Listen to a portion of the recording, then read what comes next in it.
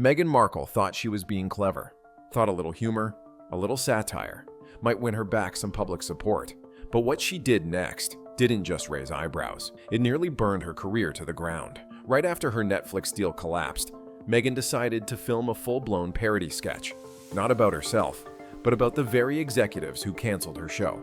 She dressed up as both CEOs, played out fake pitch meetings, mocked the boardroom decisions, and even acted out a scene where she takes over the company and becomes CEO. And yes, she was dead serious. She thought it would be a mic drop moment. Netflix called it something else, a direct hit. The sketch never aired, but it still triggered a behind-the-scenes war that left her show gutted, her team in free fall, and her Hollywood prospects on life support. This wasn't just a bad idea.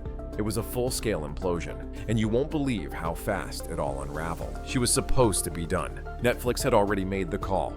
With love, Meghan was ending. The show had been plagued with delays, spiraling costs, and internal headaches from day one. Executives were over it. The staff was drained. All Meghan had to do was finish the final reshoots, sign off, and fade out quietly. But that's not how she operates. Instead of a clean break, she was already planning a viral farewell. Something bold enough to trend, something loud enough to make people talk. It wasn't a thank you video. It wasn't a tribute to the cast and crew. It was a parody, and not just any parody. One that targeted the very people who had just shut her down. She wrote it herself, starred in it, played both Netflix CEOs in full costume, wigs, suits, fake mustaches, and reenacted fake boardroom meetings where she gets fired. Then, in a wild twist, she takes over the company and cancels every show that isn't hers. It was polished, scripted, professionally shot, and she was ready to post it to Instagram. The plan: drop the video at the end of the month and let the internet crown her the queen of unbothered. But that's not how it played out, because what happened behind the scenes, no one saw coming. From the outside, it looked like a joke, but inside Hollywood, people weren't laughing. The sketch was shot like a late-night parody. Crisp lighting, multiple camera angles, full editing suite, sound design. This wasn't Meghan messing around with a phone camera. It was a fully produced hit piece, and the target? Netflix. She played both Ted Sarandos and Greg Peters, sitting across from herself, tossing out ridiculous show ideas, arguing over which ones to cancel, and painting the executives as clueless suits who never understood her brilliance. One scene showed her being fired in dramatic slow motion. Another had her storming back in, declaring herself the new CEO. She mocked popular Netflix series as filler. She called their lineup lazy. She even joked about firing the entire board. To Meghan, it was bold satire.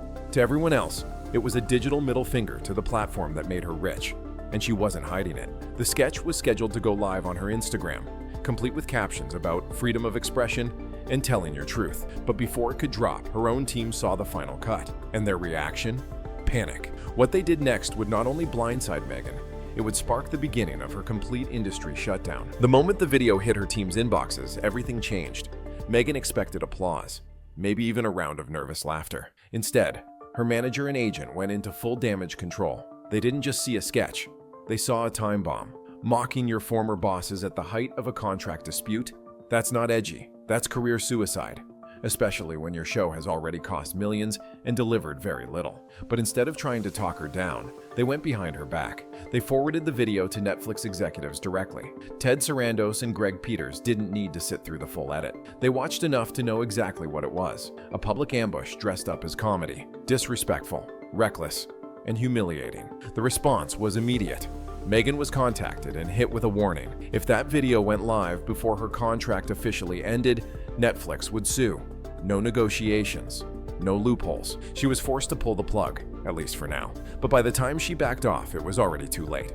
The damage was done, the trust was broken, and Netflix was about to make an example out of her. What came next hit harder than she ever expected. The sketch never aired, but that didn't matter. Netflix treated it like it had.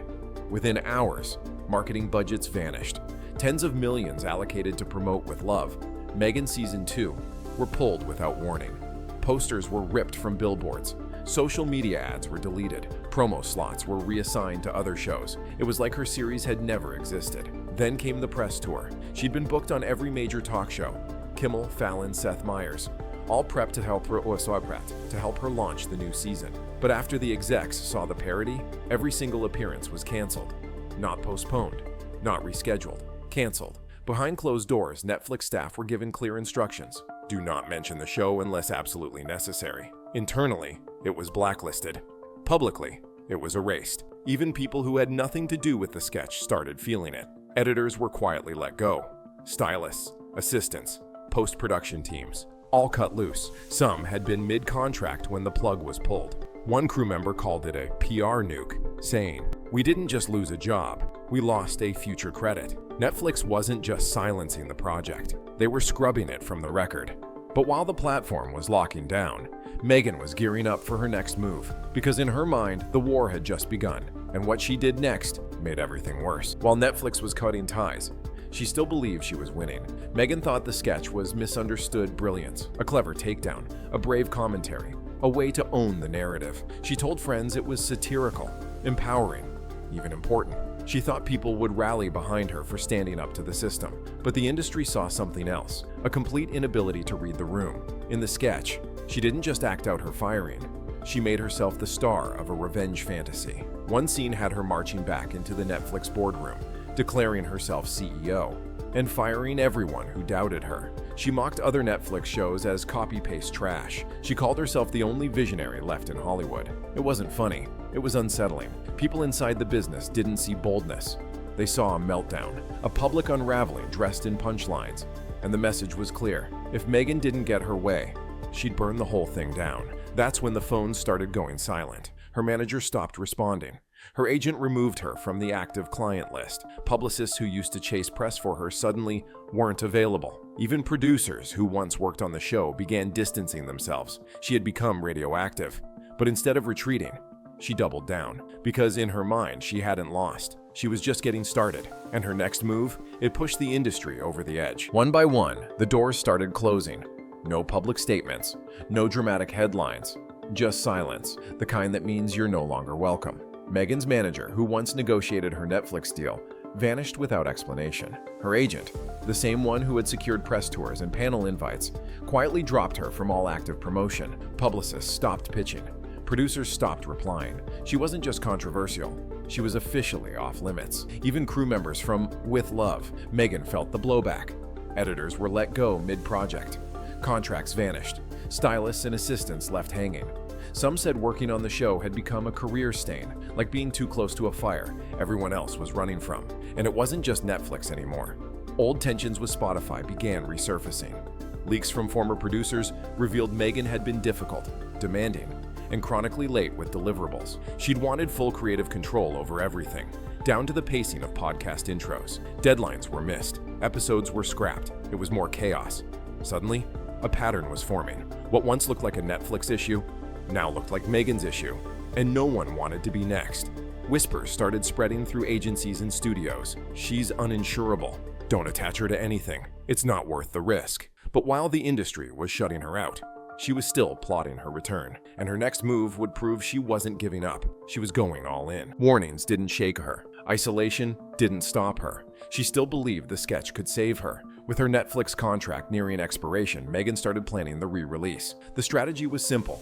Wait out the legal clock, then drop the video once the paperwork went cold. No contracts, no threats, no one to stop her. She started teasing it on Instagram. Cryptic posts, moody lighting, dramatic music. Captions like, "You can silence a contract, not a voice," and "The truth always finds the light." Her team floated buzzwords like creative freedom and satire as resistance.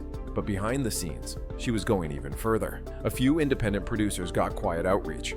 Meghan was now pitching the sketch as a miniseries, not just about Netflix, but about Hollywood as a whole, a scathing parody, a disruptive masterpiece. She believed it could go viral, start conversations, even reboot her image. Everyone else saw a red flag waving in full motion. Platforms started quietly blacklisting her name. Talent agencies advised clients to steer clear. Even talk show hosts who'd once welcomed her were rethinking everything. Meghan hadn't just become a risk. She was now a liability no one wanted to defend. But despite the cold reception, she pressed forward, because in her mind, this wasn't the end. It was the spark of her comeback.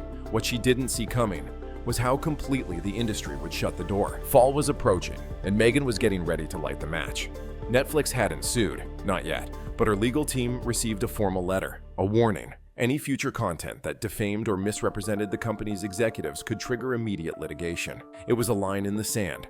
Most people would have backed off. She didn't. Instead, Meghan started preparing for a full-scale relaunch. The sketch wasn't just delayed, it was being rebranded. She wanted it to hit harder. She was planning a digital rollout, influencer reposts, a flood of social clips. Some say she even considered pairing it with a short documentary on censorship in Hollywood. She wasn't backing down, she was escalating. But what she failed to realize was that Hollywood had already moved on without her. Netflix had blacklisted her. Spotify was done. Studios were out. Even producers who once called her high maintenance were now calling her unmanageable. Her name wasn't just absent from projects, it was being removed. Scripts she'd been attached to quietly changed direction. Casting conversations ended before they started.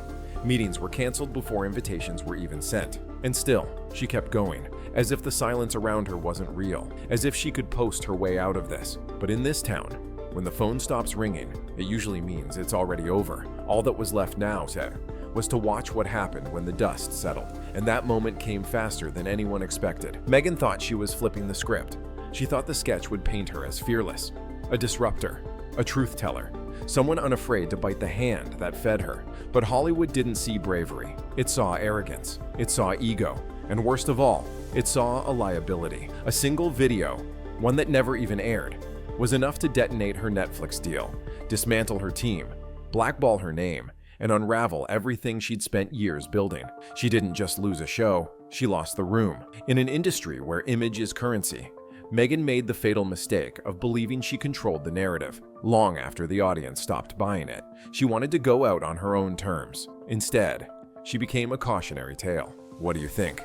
Bold move or massive miscalculation? Did Meghan challenge the system or just prove she couldn't play by the rules? Let us know in the comments below. And if you want more behind-the-scenes drama from Hollywood's biggest power plays, don't forget to like, subscribe, and hit the bell so you never miss what's really happening behind the headlines. Because in this town, the truth always finds the light, but not everyone survives it.